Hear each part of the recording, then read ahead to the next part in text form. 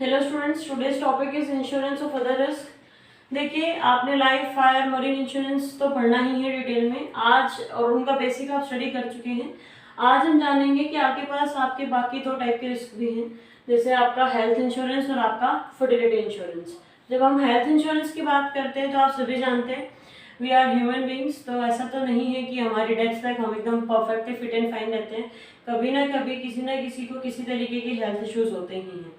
अब हम बात करें अगर इंश्योरेंस की, तो इंश्योरेंस कंपनीज जो है वो किसी की हेल्थ को ठीक तो नहीं कर सकते, आई मीन उसको फिट एंड फाइन तो नहीं रख सकती है, बट उसके जो मेडिकल एक्सपेंसेस होते हैं उनको कवर अप करने में उनकी बहुत हेल्प कर सकती है। तो आपके पास आपका जो हेल्थ इंश्योरेंस होता है वो अप टू ₹5 लाख हो सकता है, और आपके पास आपका जो प्रीमियम होता है वो आपके सम इंश्योर्ड के अकॉर्डिंग ही डिसाइड किया जाता है। तो हेल्थ इंश्योरेंस में क्या करेंगे आपकी insurance companies, in exchange of a premium आपके पास आपको हेल्थ कवर प्रोवाइड करते हैं, ताकि आपके जो भी मेडिकल एक्सपेंसेस होते हैं उनको मीटअप करने में आपकी हेल्प कर सके। नेक्स्ट है आपका फिडिलिटी इंश्योरेंस। फिडिलिटी का मतलब होता है ट्रस्ट। ये आपके पास आपका, ये कह लीजिए नए टाइप का आपके पास आपका इंश्योरेंस है, जिसमें आपके पास इंश्योरेंस कंपनी और एक एम्प्लॉयर के बीच में इंश्योरेंस कॉन्ट्रैक्ट होता है। एम्प्लॉयर कौन होता है? एम्प्लॉयर वो पर्सन होता है जो किसी को जॉब प्रोवाइड करता है। जैसे अगर हम स्कूल में जॉब करते हैं तो हमारे लिए हमारा जो स्कूल मैनेजमेंट है वो हमारा एम्प्लॉयर है और हम एम्प्लॉयज हैं उसके। तो अब आप कहेंगे कि मैम फिडिलिटी इंश्योरेंस किस तरीके से काम करता है। देखिए, फिडिलिटी इंश्योरेंस स्पेशली बड़ी कंपनीज में, कॉर्पोरेट सेक्टर में बहुत इंपॉर्टेंट हो जाता है। जब आप किसी एम्प्लॉय पे ट्रस्ट करके उसको बहुत सारी चीज़ें बता देते हैं, या उसको सिखाते हैं, या उसको उसके साथ कॉन्फिडेंशियल डिटेल शेयर करते हैं, और वो उस चीज़ का आपके पास आपके उस ट्रस्ट को तोड़ देता है, आपके पास आपके मेजरमेंट होना या आपके पास आपके ट्रस्ट इश्यूज होना, तो आपके पास बेसिकली उस ट्रस्ट के टूटने पे जो आपके एम्प्लॉयर को नुकसान होगा, उस रिस्क को, उस नुकसान को, उस लॉस को कवर करता है आपका फिडिलिटी इंश्योरेंस।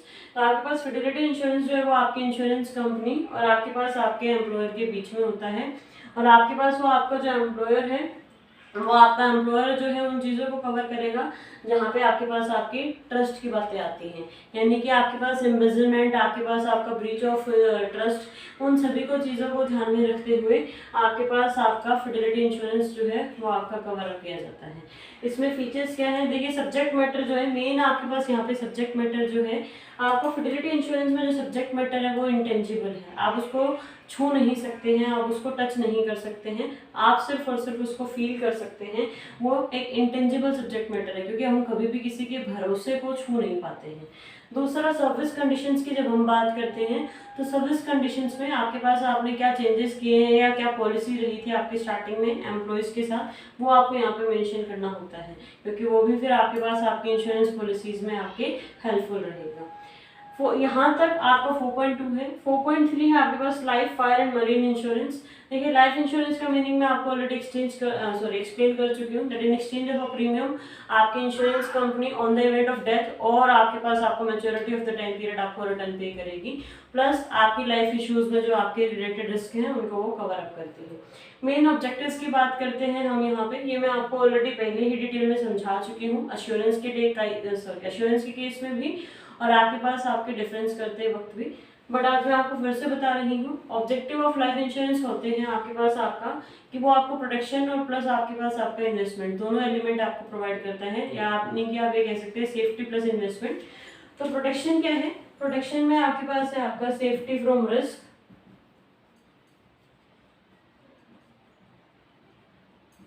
आपके पास आपकी लाइफ में जो आपके रिस्क अराइज हो रहे हैं, आपके पास आपका डेथ होने के बाद आपके नॉमिनी को पे किया जाए, जो भी रिस्क है, तो बेसिकली आपको आपकी लाइफ के केस में जो रिस्क अराइज होते हैं वहां से आपको एक प्रोटेक्शन कवर प्रोवाइड करता है। और इन्वेस्टमेंट कहने का ये मतलब है कि आपके पास दो चीज़ें हैं, या तो आपकी डेथ हो जाएगी या फिर आपके पास आपका मैच्योरिटी पीरियड कंप्लीट हो जाएगा। अगर डेथ हो गई है तो आपके पास आपके नॉमिनी को मनी पे किया जाएगा, जिसमें क्या होगा, जो भी आपके पास आपका अश्योर्ड वैल्यू थी उसमें आपके पास आपका एडिशन होगा बोनस का भी। और अगर आपके पास आपका जी गए हैं आप पूरे टाइम पीरियड तक, मैच्योरिटी टाइम पीरियड तक, तो उस केस में आपके पास आपके अश्योर्ड वैल्यू तो रहेगी ही यहाँ पे, प्लस उसमें आपका 70% ऑफ द अश्योर्ड वैल्यू भी ऐड किया जाएगा एज ए बोनस। तो ये आपका इन्वेस्टमेंट पॉइंट ऑफ व्यू होता है लाइफ इंश्योरेंस के केस में। ये बाकी किसी और इंश्योरेंस कवर में आपको प्रोवाइड नहीं किया जाता है। सिर्फ और सिर्फ आपके पास आपके लाइफ इंश्योरेंस के केस में ही ये चीज़ रहती है कि आपका प्रोटेक्शन एलिमेंट और आपके पास आपका इन्वेस्टमेंट एलिमेंट, कि आपके पास अगर डेथ हो गई है तो उसमें आपके नॉमिनी को पे किया जाएगा, और अगर आपके पास आप till the time period of maturity आप जिंदा हैं तो आपकी एश्योर्ड वैल्यू प्लस आपका 70% बोनस दिया जाएगा। तो आज के लिए हम यहाँ तक रखते हैं। प्रिंसिपल्स क्या एप्लीकेबल हैं आपके लाइफ इंश्योरेंस के केस में वो हम स्टडी करेंगे आपके नेक्स्ट वीडियोज़ में। Till then stay home, stay safe, thank you.